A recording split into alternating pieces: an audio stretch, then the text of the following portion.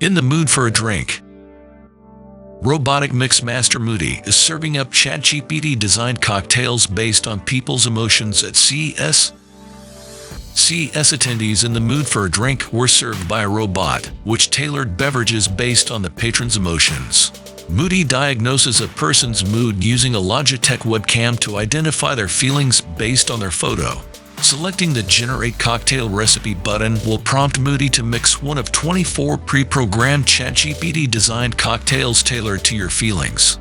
The bot selects the ingredients to create the perfect alcoholic or non-alcoholic beverage and gently shakes it before pouring the concoction into a cup, where a second robot tops it off with a garnish and serves it to the patron. The company added that robots like Moodie will solve problems like minimizing injury risks and enhancing workplace safety and will help to boost efficiency. Deploying Doosan's Mixmaster Moodie in high-traffic areas ensures round-the-clock operations, enabling employees to concentrate on nuanced tasks beyond robotics capabilities, ultimately creating a more fulfilling job experience, Doosan said. Doosan aims to transform work and daily life with its AI cobots.